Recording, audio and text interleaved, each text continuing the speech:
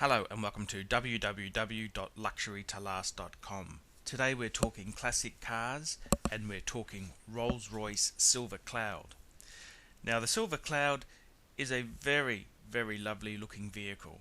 I've actually driven a Silver Cloud myself, and I must say, if you have a look at many 70s American movies, you'll often see a Silver Cloud in the movie when they wanted some class. And in many ways, the Silver Cloud was the last of the chauffeur-driven Rolls Royces, because the Silver Shadow, which replaced the Cloud in 1966, was more of a rich owner's who was also the driver. So the Cloud was sort of a very special, grandiose car. The Cloud itself was manufactured by Rolls-Royce from 1955 until 1966, and I've always had a soft spot for the Cloud. The Cloud came with two types of engines. The um, the Silver Cloud was originally released with a 4.9 litre six-cylinder unit. It came with four-speed automatic transmission, servo-assisted hydraulic drum brakes, and suspension was independent coils at the front, and it had semi-springs at the back. The Silver Cloud 2, which came out in 1959, looked basically the same as the Silver Cloud 1. However, the engine had been replaced by a 6.2 litre V8 engine, and that engine there carried on into the Silver Shadow in 1966 when the Shadow came out. And the other thing, I know myself, the V8 version had air conditioning where the six-cylinder version didn't, and it's one of these things there. Which is the better of the two?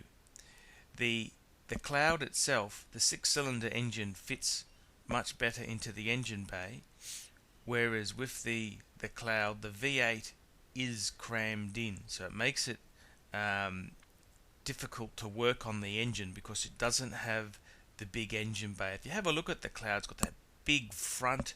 It looks very grandiose front, but for putting the engine in there, it's kind of hard.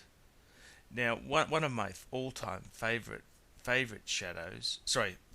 Cloud variation type cars is the Chinese Eye, which was a Mulliner Park Ward coach-built car, where there was about 100 of these, and the Peter Sellers actually, he owned one of these, and they're a very beautiful variant of the Cloud there itself.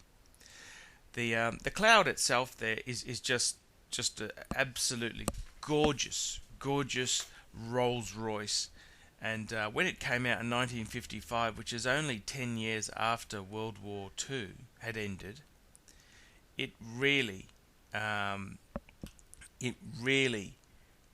would have been a very luxurious type of vehicle.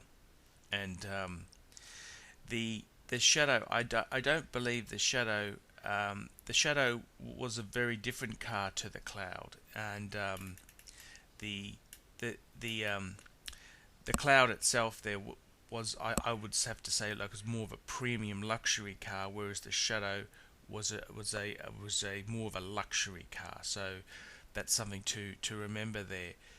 The Silver Clouds themselves they're just an absolute lovely vehicle. I've driven one. What are they like to drive? Well, to be honest with you there, you've got to remember, this is a vehicle which first came out in 1955, so they're using a lot of old technology, and they are pretty 50s. Okay, let's just say that. The brakes are spongy and weak. The steering is the steering's actually quite good, but it's very floaty, the sort of car, and you have to remember that this car was a car that came out 10 years after World War II. I mean, there aren't many other vehicles around where you'd honestly be comparing that to a modern car. But I suppose because the looks are so advanced and so stunning, you think, oh wow, this would drive like it'd be a wonderful thing to drive. Well, it's still very 50s technology, and you've got to appreciate the car is actually quite heavy. It's almost 2 tons of car, so it's certainly not a light version of the car. So you've got to just appreciate that, and I think they look fantastic. They're great cars. Restoration on the Clouds can be hugely expensive because you've got so much metal. The car basically has a chassis and a pressed steel coach built body, and the Shadow itself had the monocoque type construction, the unibody type construction. So the Cloud was before that, and it's it's 1.9 meters wide, 5.38 meters long. It's a lot of car there, and restoration is expensive.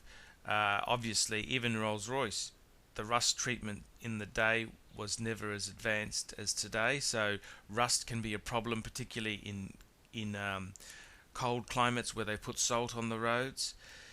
The leather interior, that's never cheap to restore, and the wood in the interior as well is never cheap to restore. So those are some things about Cloud ownership, and I think your best advice if you're wanting to buy a Cloud is to buy the absolute best one you can afford. Now, they always say that with classic cars, buy the best you can afford, but on this car here, if you get a bad one, it will cost you an absolute fortune. So you've really got to get the best silver Cloud you can afford if you want a silver Cloud. Thanks very much for watching this video, and don't forget to come to my website www.luxurytolast.com.